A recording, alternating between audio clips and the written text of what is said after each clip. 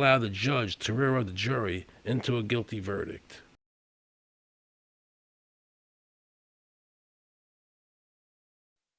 He was being tried for 4 counts of not filing his income tax. Okay. And our question was, well, what is to decide?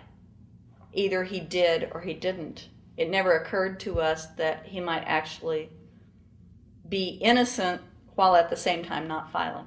In the federal government, it is not a felony not to file taxes. Finally, they said, okay, if we're going to get this guy, we're going to have to put it in the state.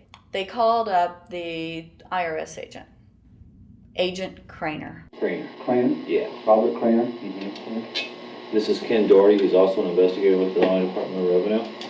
This is a request for a copy of the delegation of authority order. Right, and I talked to my boss about that, and he said that my badge is that.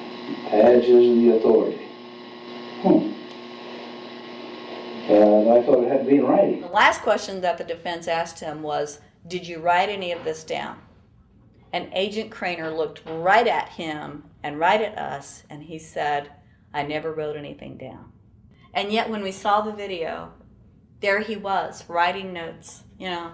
And so I'm thinking, okay, at this point, the judge is supposed to say, Agent Craner, it is clear that you have committed perjury. It wasn't even noticed. It finally came to the climax. Mr. Harrell looked right at the prosecutor and he said, I will tell you the same thing I have told over and over again to government officials. You show me the law that requires me to file a tax return and I'll be glad to do it. And again, I asked, under what is the requirement that you claim and are required to do so? And the requirement under the regulations is what section? My question to you is, what particular act are we discussing here that I am liable to do these things that you claim I'm liable to do? Your exact question would be again? Okay, what is the section that what? But I guess I'm still not understanding your question, Mr. Harrell. Well, you must be familiar with what that you have the police powers to enforce. Yes. The prosecutor absolutely ignored him. And he started slandering Mr. Harrell. Just started attacking his character. They're calling us tax cheats, they're calling us fanatics, they're calling us weirdos. I don't care what you call me, but I have one question. Where is the law? Show me the law.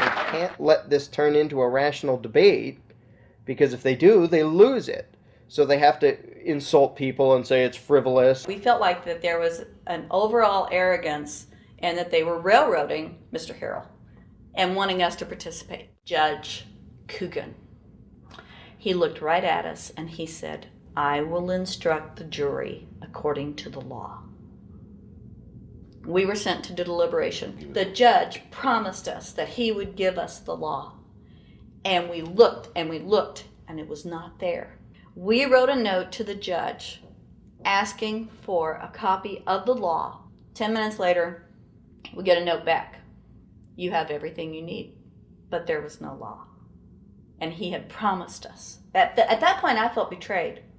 I felt like this man promised us the law, and that's what this whole thing is about, the law. We request it, and he still denies us the law. And the reason they didn't do it was why?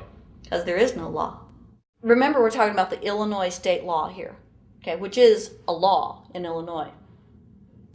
So we got out that law, and we read it several times, and I said, okay, wait, you know, because they kept saying, but this is a law in Illinois. And I said, look at the beginning of it.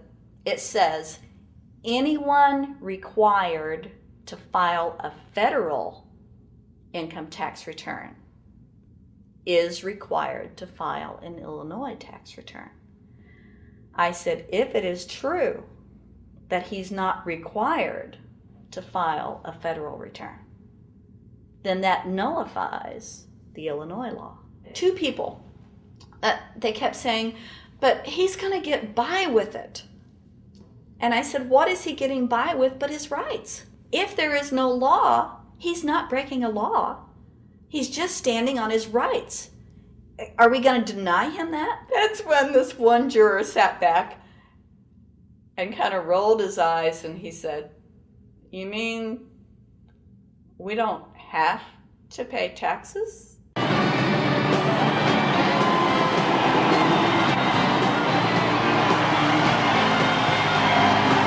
All of a sudden we realized that this trial was much bigger. And the ramifications of this trial were going to be so broad if it actually got out. I mean, it's like we had just discovered this great government secret. And so when we came out for the delivering of the verdict, the judge was, I'm sure, even at this point, I'm sure he still thought we would give a guilty verdict.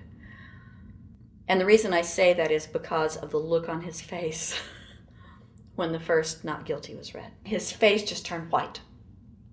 I mean, it's like, I don't believe this. The second time, you could hear people out in the audience, just in the courtroom, just going, wow, and the judge is just getting red in the face. I mean, he was just livid. And the judge got up and left.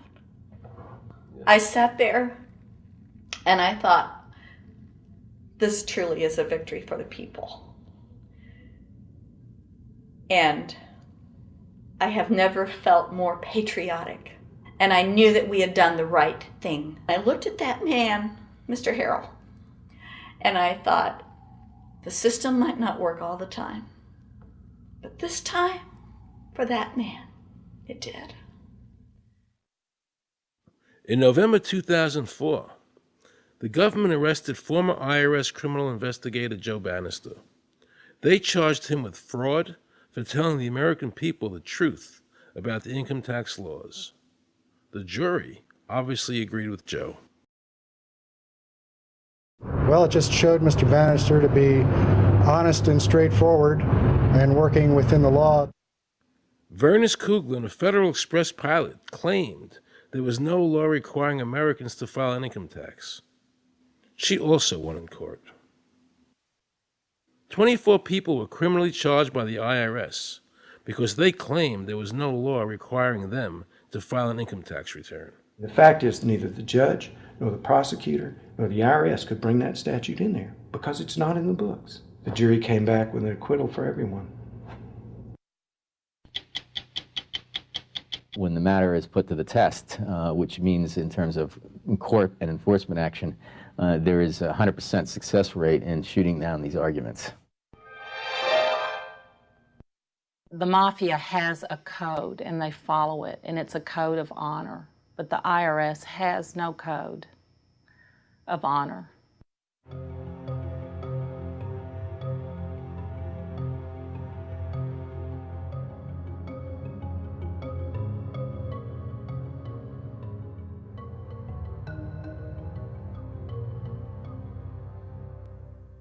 Meet Judge Dawson, a federal judge presiding over the Irwin Schiff tax case, who denied Irwin the ability to prove to a jury that there was no law requiring Americans to file an income tax return.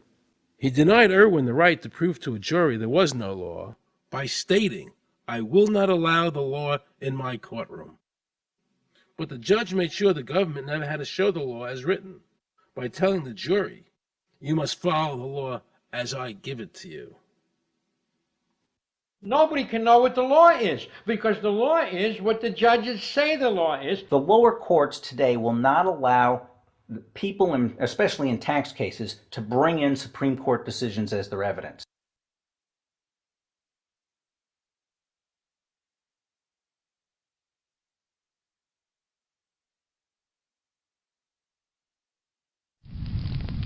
Here we have a federal judge railroading an American citizen by saying Supreme Court decisions are irrelevant. And again, nothing from the press defending our freedoms.